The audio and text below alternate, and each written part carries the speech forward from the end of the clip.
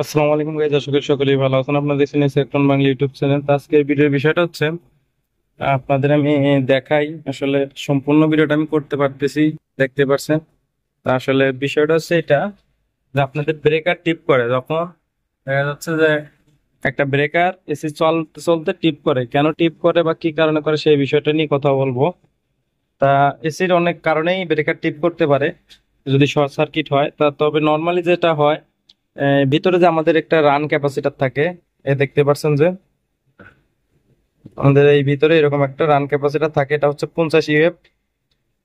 তা এই ক্যাপাসিটারটা যখন দুর্বল হয়ে যাবে তখন কিন্তু এম্পিয়ারটা বেশি নেবে। যেমন আমাদের এটা ইউনিটেকের 1.5 টন একটা এসি, 2 টন, সরি 2 টনের একটা এসি। দেখতে পাচ্ছেন যে এখানে এম্পিয়ারটা নিচ্ছে 9.82।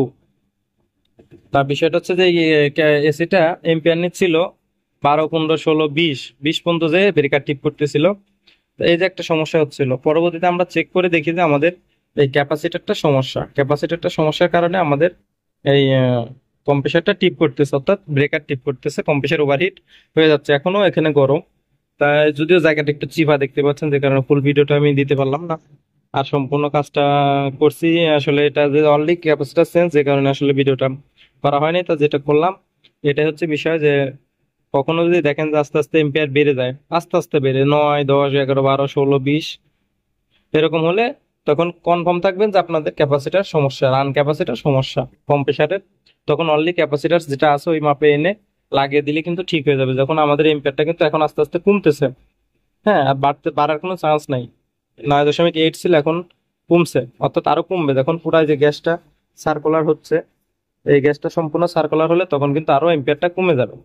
তো বিষয়টা এটা আরেকটা কারণে হয়, সেটা হচ্ছে খুবই গুরুত্বপূর্ণ। ভোল্টেজ কম থাকলে, আপনার ওখানে যদি ভোল্টেজ কম থাকে, অর্থাৎ 220 যেখানে 220 থাকার কথা সেখানে যদি 180 থাকে তাও চলবে, 180 নিচে যদি চলে আসে ওই ক্ষেত্রে কিন্তু টিপ করবে, অর্থাৎ এম্পিয়ার আস্তে আস্তে বেড়ে টিপ করবে। ভিডিওটি ভালো লাগলে চ্যানেলটি সাবস্ক্রাইব করে সাথেই থাকবেন। ভিডিওটি দেখার জন্য ধন্যবাদ।